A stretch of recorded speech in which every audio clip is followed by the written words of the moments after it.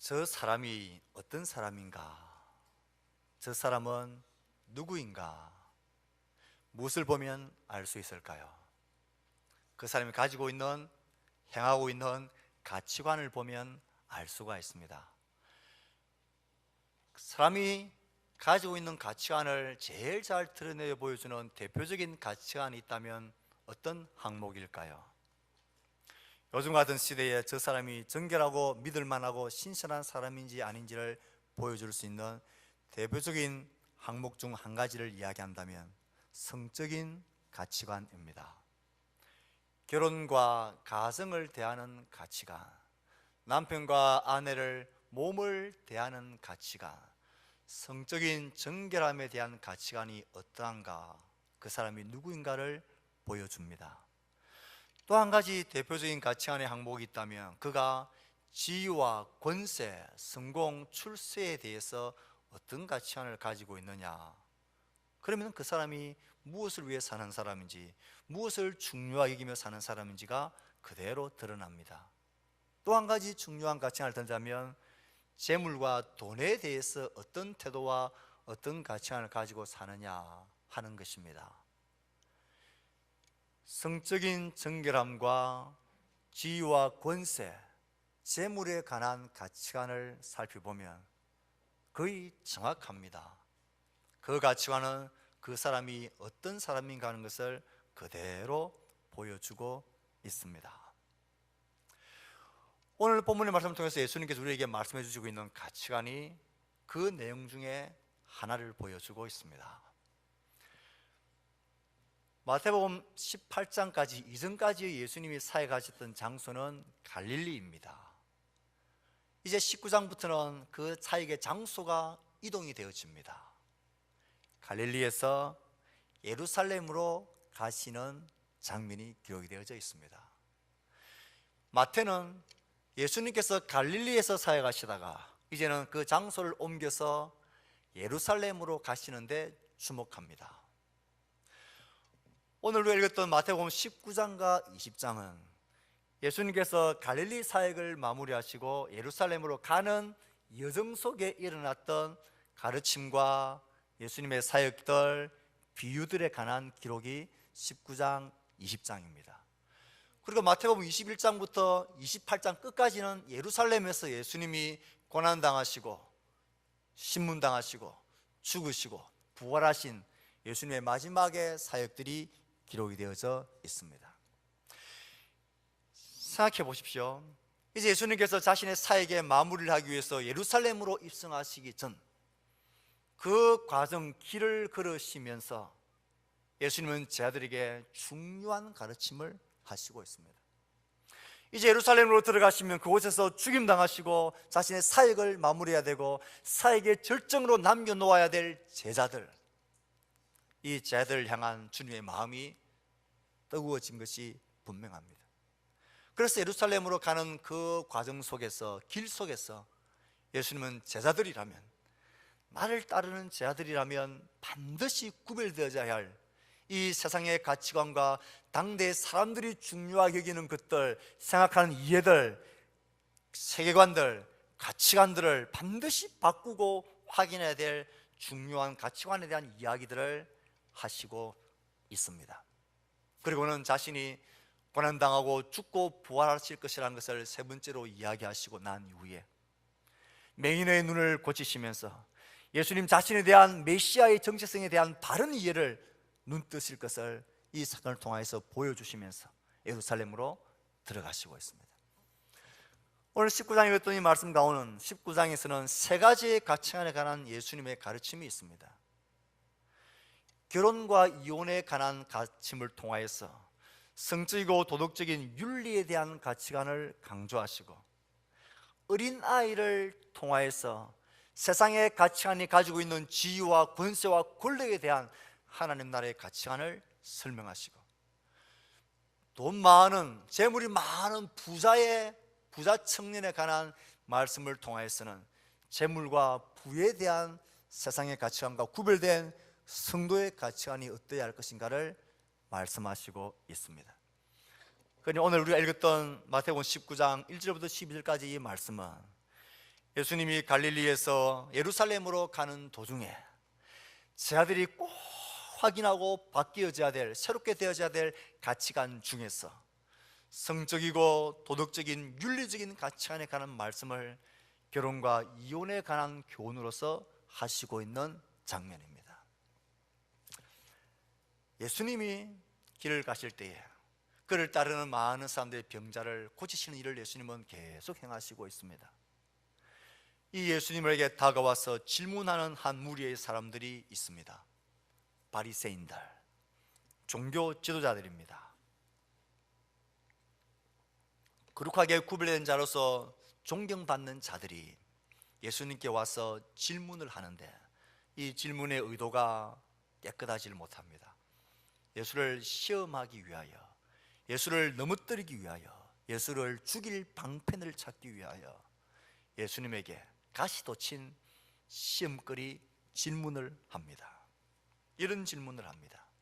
예수님, 사람이 어떤 이유가 있으면 그 아내를 버리는 것이 옳습니까? 이 질문입니다. 남편에게 무엇이든지 이유만 있으면 남편이 아내를 버려도 됩니까? 이유가 된다면 사람이 그의 아내를 버리는 것이 적법한 것입니까? 라는 질문입니다. 당시 유대인들의 결혼과 이혼, 성에 관한 가치관은 이 이해에서 잘 드러납니다. 이 질문 속에서 바리새인들을 비롯한 그 당시의 유대인들은 신명기 24장에 기록되어져 있는 율법을 쫓아서 아내에게서 수치스러운 일이 발견되어지고 남편이 그 아내와 같이 있을 마음이 없으면 이혼 정서를 서주어서 아내를 내어 보낼 수 있다라는 율법의 말씀을 그들은 잘 알았습니다. 수치스러운 일이 발견되어진다. 이 수치스러운 일이 어떤 것인가에 대해서는 이해가 달랐습니다. 어떤 분파는 음행한 것, 그것 외에는 다른 수치된 것을 말할 수 없다라고 가르치는 분파가 있었고, 좀 더 폭넓은 범위에서 권위와 그 당시에 절대 권세를 가진 남편들의 편이 되어서 이해한 아내에게서 수치스러운 일이란 갖가지 거의 모든 것들, 남편의 마음에 들지 않는 것, 꼬투리 잡을 만한 작은 것이라도 이 율법에 적용시켜서 당신에게는 수치스러운 일이 발견되어졌다. 나 당신하고 있을 마음 없으니까 나가라, 쫓아낼 수 있는 근거가 되어졌습니다. 자신의 완악한 마음과 욕심과 자신의 이기적인 생각을 이루기 위해서 율법을 이용하는 이 분파들의 가르침이 폭넓게 받아들여져 있었습니다. 그래서 그 당시의 사람들은, 남편들은 절대적인 권위를 가지고 아내가 좀 마음에 안 든다, 심지어는 우리식으로 말하면 밥을 하다가 밥을 태웠다, 반찬이 남편 입맛도 모르고 엉뚱한 반찬을 맛없게 했다, 그래도 이게 수치스러운 일이다, 그런 빌미로 쫓아내버리는 거예요. 이런 가치관이 당대의 가치관이었습니다. 우리의 문화와 좀 비슷하죠. 여러분은 지금 세대에 태어난 것을 하나님께 감사해야 합니다. 특별히 여자 성도들은 이 21세기에 살고 있는 것을 감사해야 합니다. 유교에 찌들려 있던 우리들은요, 칠거지악이라는 게 있었습니다. 7가지 돌려보낼 수 있는 악, 다른 말로 하면 아내를 쫓아내버릴 수 있는 그런 아내들에게서 발견되어질 악이 7가지 있다고 가르쳤습니다. 혹시 아십니까? 시부모에게 불손한 태도를 했다. 눈 딱 떠서 아무것도 모르면서 엄마는 이렇게 궁시렁궁시렁 불손하면 쫓아내. 자식이 없다. 자식이 없는 게 뭐 아내 탓입니까? 그래도 쫓아내. 음행한 것은 말할 가치도 없습니다. 투기하고 질투한다. 질투가 없는 여인을 여인이라 할 수 있나요? 남편이 말이야, 다른 남자한테, 다른 아내한테, 다른 여자한테 자꾸 눈길을 주더라도 질투하면 안 된다라는 이런 악을 뒤집어 씌워가지고는 쫓아내버려요. 나쁜 병에 걸리면 그것도 쫓아냈습니다. 나쁘죠. 또 재밌는 게 있습니다. 6번째가 뭔지 아십니까? 오늘을 사는 것을 감사해야 돼요. 말이 많으면 쫓아내요. 아내가 너무 말이 많다, 싼소리를 한다는 거예요. 남편에게, 남편이 하는, 하늘 같은 남편이 하는 일에 관해서 그냥 침묵하고 가만히 있어야지. 질투를 하고 싼소리를 하고 바가지를 끓는다, 수치스럽다 해서 쫓아내요. 그 다음 마지막이 도둑질하는 것입니다.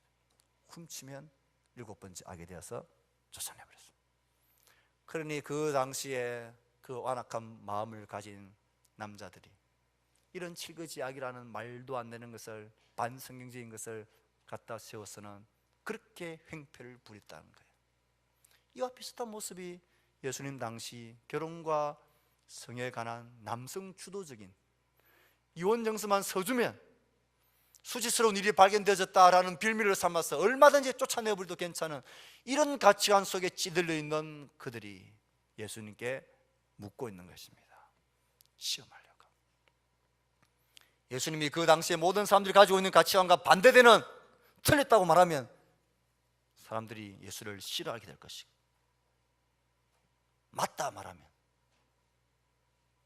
하나님께서 원래 의도하신 결혼의 창조의 질서를 무시하는 그런 사람으로 예수를 매도하려고 하는, 이 질문하는 소리를 듣고 예수님이 대답을 하십니다. 예수님은 머뭇거림 없이 하나님께서 창조주가 처음부터 사람을 남자와 여자로 만드셨다, 말씀하시기를 남자는 부모를 떠나 자기 아내와 합하여 둘이 한 몸이 되어야 한다 하신 것을 읽어보지 못하였느냐.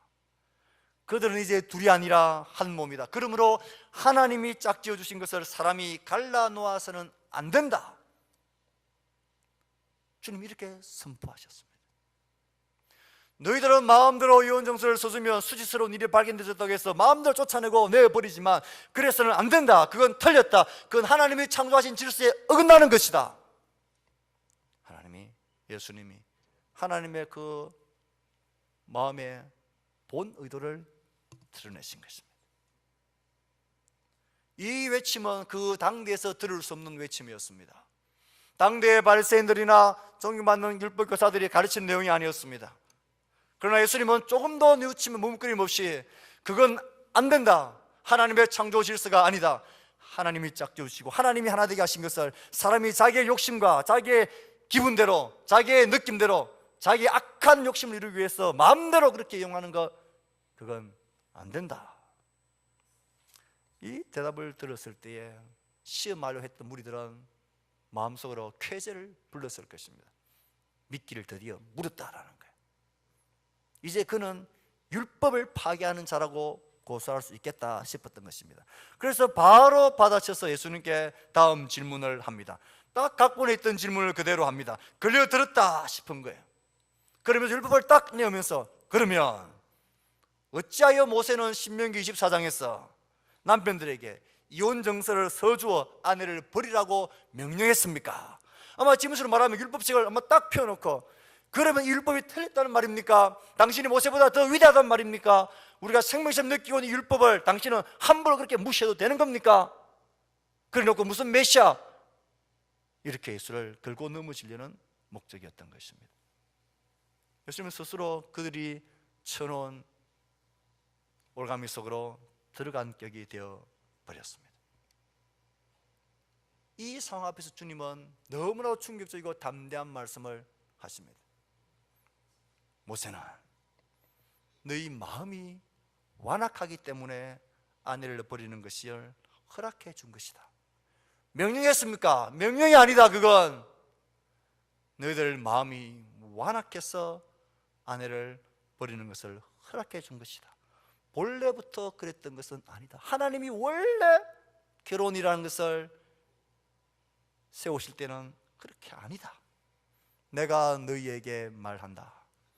누구든지 음행한 까닭 없이, 음행한 까닭이 아닌데도 아내를 버리고 다른 여자에게 장가드는 사람은 간음하는 것이다. 수치스러운 일이 발견되어지면 이것을 가지고 너희들이 말하는 대로, 너희들이 원하는 대로, 너희들이 하고 싶은 욕심껏 해왔던 그런 것들은 틀렸다, 안 된다. 너희들의 마음의 완악함 때문이다. 이 선포는 어느 교사에서도 들을 수 없는 놀라운 선포입니다. 왜요? 감히 율법이 아니다, 그건 본래 그게 아니다라고 말할 수 있는 교사들이 도대체 누가 있단 말입니까? 그건 예수님은 지금 그 앞에 그건 본래 그런 게 아니다. 하나님이 이 율법을 창조하실 때 본래 그런 게 아니다. 너희들이 완악한 마음으로 마음대로 그냥 이혼 정수도 없이 그냥 음행했다고 뒤집으시고 쫓아내는 이런 사람들, 연약한 아내들을 보호하기 위해서 어쩔 수 없이 허용한 것뿐이다. 본래는 아니다. 이 예수님의 주장을 가만히 들어보십시오. 예수님은 지금 놀라운 자기 주장을 하고 있는 것입니다. 자신이 율법의 권세와 권위 위에 있는 분이라고 스스로를 주장하는 것입니다. 율법의 본래 의미가 뭔가를 마치 율법의 창조자인 것처럼, 율법의 완성하시는 것인 것처럼, 율법을 만드신 분인 것처럼 그는 지금 그렇게 말씀하시고 있는 것입니다. 예수님은 눈 끔찍하지 않으시고 하나님이 원래 의도하신 그것은 그게 아니다 말씀하시면서, 너희들의 완악함 때문에 너희들이 일상적으로 이 땅 밑에까지 끌어내버린 결혼과 성과 가정, 윤리의 이 기준은 그게 처음부터 하나님의 기준이 아니다. 하나님은 훨씬 더 높은 기준으로 우리를 창조하셨고 그렇게 하기를 원하시는데, 너희들의 완악한 마음이, 너희들의 욕심이, 너희들의 이기주의인 생각이 이렇게 기준을 낮춰버린 것이지 본래 그건 아니다. 이 본질을 예수님은 분명히 드러내셨고, 자기 자신이 율법의 완성자로서 자신의 권세를 만천하에 선포하셨고, 또 하나, 너희들의 그 완악한 마음의 문제로 해결할 수 없었던 하나님 본래의 의도, 본래의 그 목적을 이제는 나를 따르는 너희들, 나를 믿고 나의 백성이 된 너희들, 새로운 피조물이 된 너희들은 그 본래의 목적과 의도를 이룰 수 있는 자가 되어야 한다. 이 세상에 떨어진 가치관이 아니라 하나님이 제시하고 있는 하늘의 가치관, 하나님의 본래 의도하신 그 높은 윤리의 가치관을 쫓아서 너희들은 살아가야 하고 살아갈 수 있는 자고, 나를 따르는 너희들을 내가 그렇게 만들기 위해서, 그런 피조물로 만들기 위해서 내가 이 땅에 왔고 생명을 너희들에게 내어준다 하시는 마음인 것입니다. 사랑하는 성도 여러분, 하나님의 이상과 가치관을 실현하고 순종하는 데 실패한 그 완악함에서, 남들이 다 그렇게 생각하니까, 내 주위에 있는 모든 사람들이 다 그런 수준으로 사니까, 결혼하기 전에 순결을 지키고 있는 총각이나 아가씨는 저 박물관에서나 찾아야 된다라고 우스갯소리로 말하고 있는 이 세상 앞에 주님은 우리에게 말씀하십니다. 그 완악함과 모두가 그게 다 맞다고 해도 본래 그게 아니라는, 하나님을 믿고 따르는 너희들은, 주를 따르는 그리스도인들, 청년 그리스도인들은 그래서는 안 된다. 하나님 원래 의도하신 게 아니라는 거예요. 이 세상을 살면서 예인 하나 없는 남편이 어디 있고 아내가 어디 있냐고 우스갯소리로 소설책에서, 영화관에서, TV에서 보여주고 있는 이 사탄의 속임수 앞에 주님은 우리에게 말씀하십니다. 그 완악함, 그 문제, 그 고통, 그건 아니다 말합니다. 결혼하기만 하면 되지, 혼전 순결에 관해서 뭐 그렇게 고리타분하게 지켜내고 있느냐, 그렇게 말하는 악한 것은 아니다라고 하나님은 우리에게 말씀하시는 것입니다. 우리는 이 땅, 이 사람들이 누리고 있는 그 땅에 떨어진 가치관, 그 윤리의 수준, 그것이 우리가 만족할 만한 수준이 아닌 것입니다. 율법의 완성자이시고 하나님의 본래의 정신을 우리에게 말씀하시는 예수 그리스도는 내 안에서, 적어도 나를 따르는 너희들은 그래서는 안 된다는 것입니다. 돌아서라는 것입니다. 세상의 가치관과 모두가 맞다고 말하는 그 가치관에서 다 그렇게 말하고 박물관에서나 발견되어져야 된다고 손가락질 받는 한이 있더라도 너희들은 그래서는 안 된다. 주님 우리에게 본래 의도하셨던 하늘의 차원으로, 본래 하나님의 차원으로 우리를 만들어 가시는 예수 그리스도, 그게 우리가 따르는 예수 그리스도, 우리의 복음입니다. 예수 그리스도 안에서 그를 따르는 자는 그렇게 우리의 삶이 변화되어지고 새로운 피조물로 창조되어지게 하는 것, 그것이 복음인 것입니다. 예수님은 자기를 따르는 제자들, 그 제자들에게 이 원리와 가치관을 제시해 주시고 있습니다. 이 예수님의 대답은 오늘 우리에게뿐만 아니라 당시 제자들에게도 굉장한 충격이 되어졌던 것 같습니다. 그런 것이었습니까? 우리 남들이 다 그렇게 말하고 모든 교사들 우리에게 그렇게 가르쳤어. 그게 당연한 일반적인 가치아니고 그게 우리의 윤리인 줄, 그게 결혼과 가정의 윤리고 그렇게 할 수 있는 것이다 생각했는데, 주님 정말 그런 것입니까? 그렇다면 그렇게 어떻게 살아갈 수 있나요? 어떻게 그럴 수 있나요? 그렇게 못할 밖에는 또 다른 한 극단, 차라리 장가들지 않는 것이 낫지 않겠습니까? 이 질문은 제 아들이 충격을 받고 예수님께 하고 있는 질문입니다. 하나님이 본래 의도하셨던 그 멋진 기준과 윤리에 맞게 그렇게 하지 못할 밖에는 그냥 장가들지 않는 것이 낫지 않겠습니까? 예수님 우리에게, 그 제자들에게 말씀하십니다. 누구나 다 이 말을 받지는 못한다. 타고난 사람들만이 받아들인다. 독신으로 사는 자는 모태로부터 그렇게 태어난 고자도 있고, 사람이 인위적으로 만들어서 상황상 만들어서 된 고자도 있고, 또 하나 하늘나라 때문에 스스로 고자가 된 사람도 있다. 이 말을 받아들일 수 있는 사람은 받아들여라. 우리 오늘의 이 말씀을 잘 신중하게 생각하셔야 합니다. 바리새인들이 물었던, 시험하기 위해서 물었던 그 첫 번째 질문에서도 너희들의 완악함, 너희들이 중심이 되고 너희들의 욕심 때문에 문제가 생긴 것이지 하나님께서 원래 의도하셨던 것이 아니다. 하나님 중심으로 하나님에게로 돌아와야 된다 말씀하신 것과 똑같이 이 제자들이 한 극단, 그러면 차라리 장가들지 않는 게 낫지 않겠습니까? 그것도 너희들의 생각, 너희들의 기분으로 되는 게 아니다. 그것도 하나님으로부터 말미암는 사람, 하나님께로부터 받을 만한 믿음을 준 사람들, 하나님에게서만, 하나님 중심으로서만 그것이 가능하다 말씀하시므로, 인간 중심의 가치관과 윤리의 수준에서 하나님 중심의 가치관과 윤리로 예수님은 바꿀 것을 이 말씀을 통하여 우리에게 도전합니다. 고자라고 번역되어진 이 단어는 유누코스라는 단어입니다. 신약성경에서 8번 나오는 단어인데요, 한글 개역은 이것을 고자다, 넷이다, 구약에서는 환관들이다 할 때 사용되었던 단어입니다. 성적인 기능을 제거해버린 사람들입니다. 첫 번째 경우는 출생 때부터 육체적으로부터 기형으로 인해서 이렇게 된 자도 있다. 인위적인 수단에 의해서 이렇게 된 자도 있다. 그런데 세 번째 경우를 주님께서는 우리에게 도전하듯 던지십니다. 천국을 위하여 스스로 된 자도 있다. 제자들과 관계되어 하나님의 가치관에 대한 도전을 주는 이 세 번째 경우에 우리는 주목해야 합니다. 선천적으로나 혹은 사회적으로, 인위적으로 육체적인 성적인 불능이 된 의미가 아니라 전혀 다른 차원에서 세 번째 경우를 예수님이 언급하고 있습니다. 이 언급은 예수님 자신이 그랬던 것처럼 천국이라고 하는 보다 높은 목표에, 하나님의 부르심이라는 보다 더 높은 목표를 위해서 성을 포기한 사람들이 그럴 수도 있다라고 주님 말씀하시는 것입니다. 성경은 결혼과 성은 자연 질서입니다. 하나님 만드신 아름다운 창조의 질서입니다. 귀하고 존귀하고 거룩하고 소중하게 될 아름다운 질서입니다. 이 세상이 이 완악함과 자기 욕심, 자기 기유 때문에 얼마나 이 성적인 것이 더러워지고 타락해졌고 이 세상의 가정들이 깨어지고 있는지를 보게 되어집니다. 동시에 우린 이 말씀 속에서 이 차원을 넘어서는 하나님의 윤리, 하나님을 향한 우리의 헌신이 있다는 것도 기억해야 합니다. 이 모습을 가장 대표적으로 보여주는 사람이 바울의 생애이고 바울의 가르침입니다. 본성을 뛰어넘는 고차원적인 윤리에 대한 고찰들을 우리는 바울의 모습에서 볼 수가 있습니다.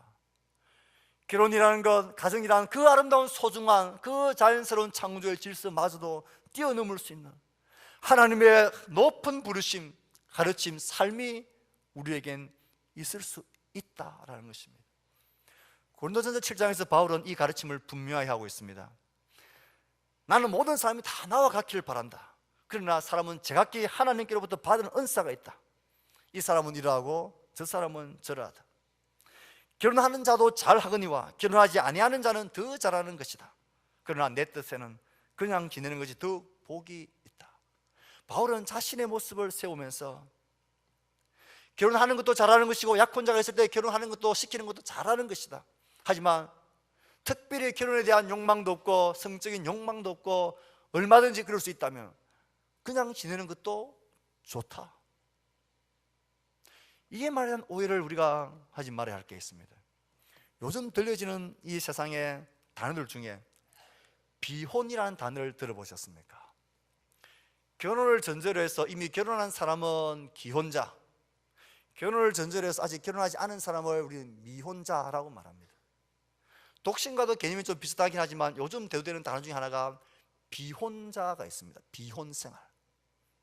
이건 결혼을 전제하지 않는, 결혼을 하지 않는, 전제하지 않는 삶을 살겠다라는 사람의 수가 많아지고 있습니다. 그 이유는 분명합니다. 결혼해서 사는 사람들, 친구들을 보니까 삶이 너무 스트레스와 고통과 아픔과 자기 자아를 완전히 다 잃어버리는 그런 불행한 삶을 사는 걸 보니까 차라리 혼자 있으면서 나의 행복과 나의 자아 성취와 만족을 추구하며 사는 게 낫겠다라는 생각입니다. 하지만 성경은, 오늘 말씀하는 성경은 이 비혼을 이야기하는 것이 아닙니다. 목적이 전혀 다른 것입니다.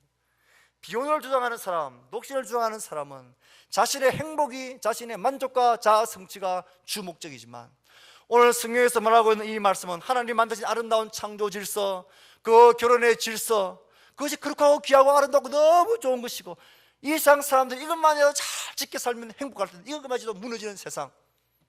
하지만 그게 다가 아니라는 것입니다. 바울같이 지금도 저 필리핀 오지에서 평생을 혼자 된 몸으로 사역하시는 여자 선교사님들의 삶을 해서 보듯이 더 높은 부르심, 하나님의 특별한 부르심을 받아서 그런 자연적인 질서와 그것을 포기하고 더 높은 부르심을 쫓아서 살아갈 수 있는, 하늘의 부름을 쫓아 살아갈 수 있는 삶이 이 복음 안에서는 얼마든지 가능하다. 그것을 바울은 우리에게 말하고 오늘 예수님은 그것을 우리에게 도전하고 그것을 우리에게 보여주시고 있습니다. 저는 이 말씀을 생각하면서 우리의 삶의 목적이 정말 중요하다고 생각했습니다. 나 자신의 행복을 위해 사는 사람이라면 독신주의자 되고 비혼주의자도 될 수 있습니다. 하지만 하나님은 우리의 삶이 하나님의 부르심과 그 높은 하나님께서 요구하시는 삶들을 우리 가운데 들려질 때에 그런 게 어디 있느냐고 아예 내팽개치지 아니하고 진지하게 접근할 수 있는 이런 차원의 삶이 우리 가운데도 가능하다는 거예요. 이 말씀을 생각하면서 제 마음속에 하나, 이건 틀렸구나 생각하며 고친 게 있습니다.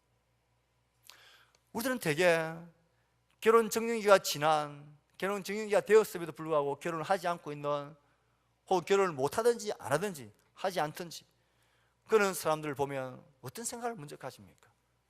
저게 뭔가 인간에 덜 됐구나 라는 생각을 가집니다.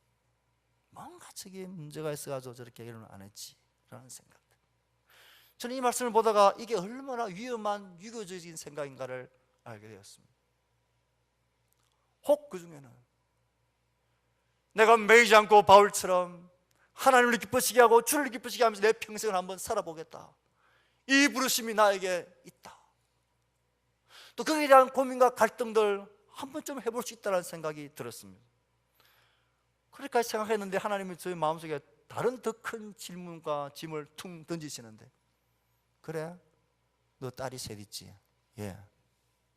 네 큰딸이 어느 날 너에게 찾아와가지고 아버지, 난 결혼 포기하고 저 필리핀에 있는 김자선 선교사님처럼 그 뒤를 이어서 저 필리핀 아프리카 오지에 나는 복음을 위해서 평생을 살겠습니다, 허락해 주십시오 라고 말한다면 너 어떻게 할래? 이 마음이 들더라고요. 그래서 타이핑을 멈췄습니다.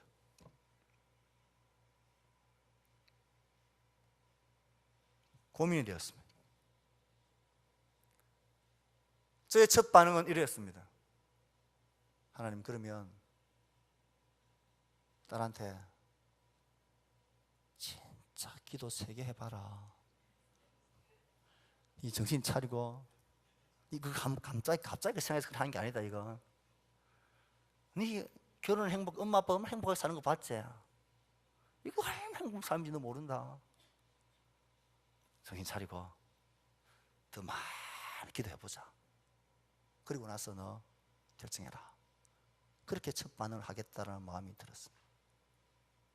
그러다가 어떤 마음이 드느냐 하면, 하나님, 만약 딸 셋 중에 한 명이라도 진짜 하나님의 부르심 때문에 한 번밖에 없는 인생을 내가 이거 포기하고 한번 그렇게 살아보겠다는 마음을 가진, 그게 선교사로 나가거든 아니면 국내에 있든 어떻게 하든 진짜 복음과 하나님만 나는 기쁘시 해보고 싶다, 이런 마음을 가지고 다른 데 얽매이지 않고 소중하고 귀하고 가정도 아름답고 서로 너무 좋지만 아무래도 나는 그것보다도 하나님의 부르심을 하나님을 기쁘시게 하고 싶은 그 마음을 가지고 내가 한번 살아보겠다라는 이런 마음의 갈등과 이 문제를 가지고 고민하고 기도할 수 있는 그런 자리, 그 때문에 고민할 수 있는 자식이 한 명이라도 있다면 하나님 그거 너무 감격스럽겠습니다. 하나님, 우리의 문제는 그 때문에 고민하는 것이 아니라 그런 가능성에 대해서 전혀 생각지도 않은 그런 삶을 아예 꺼놓고 있는 사람들이 그렇게 사는 게 다인 것처럼,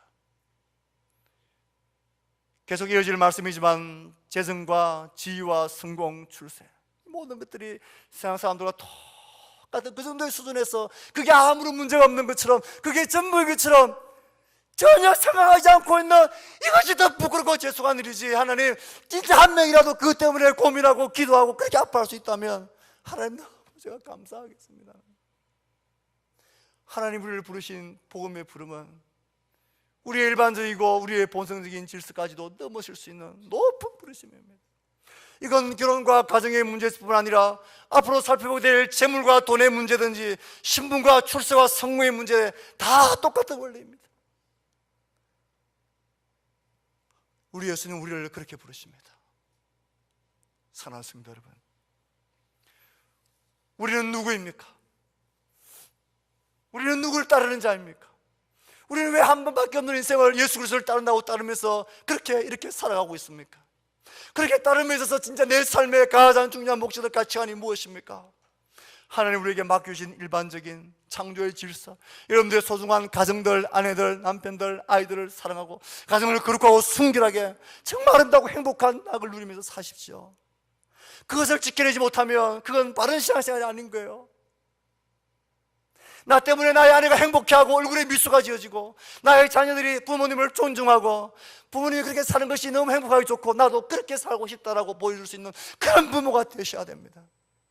동시에 만약 우리의 자녀들 중 누구라도 나를 이 귀하고 아름답고 존귀한 이 삶들보다도 하나님의 부르심이 정말 내 삶에 하나님만을 기쁘시게 해주고 싶은 삶, 그걸 위해서라면 이것 다 포기하고 나가는 그렇게 살 수 있겠다라는 이런 마음을 가진 우리의 자녀들이 그런 것 때문에 고민하고 고통하고 기도할 수 있는 그런 복음의 능력들이 우리 가운데 있었으면 좋겠습니다. 결혼 가정의 문제뿐만 아니라 재물과 돈과 성공과 신분과 권세에 관해서도 똑같습니다. 이것 하나같이 다 없어도 나는 주님을 기쁘시게 하는 그 마음이면 좋겠다라고 그것 때문에 고민할 수 있는, 적어도 주를 따르는 우리들에게는 이런 높은 부르심의 자리가 이 세상의 가치관에서 만족할 수 없는, 이 세상 사람 누리는 가치관 속에서 조금 더 뛰어나다고 살만하다고 만족하며 배에 두드리고 있을 그런 상황이 우리는 아닌 거예요. 우리 향한 주의 부르심은 그거 놀랍습니다. 오늘 주님은 예루살렘으로 가시면서 나를 따르는 자들, 너희들이 가져야 될 가치관들, 이 세상의 가치관과는 너무나 구별되어지고 모두가 다 맞다고 그렇게 살아가고 그런 완악함을 얻을 수 있냐, 그렇게 사는 거지라고 하더라도 나는 너희들 향한 나의 기대와 너희들 향한 나의 가치관과 너희들 향한 부름은 나는 그게 아니라고 말씀하시는 주의 말씀 앞에 우리가 귀를 기울입시다. 하나님 우리에게 주신 가정과 남편과 아내와 자녀를 소중하게 거룩하게 행복하게 섬기십시오. 그 위에 뛰어난 주의 부르심 앞에 우리가 설 수 있는, 그래서 우리가 정말 주를 따르는 하나님의 백성으로 살아가는 여러분들 다 될 수 있기를 주의 말씀으로 축복합니다. 아멘. 주신 말씀 생각하며 우리 헌신하고 다짐하는 기도를 각자의 목소리로 하나님 앞에 드립시다. 기도하겠습니다.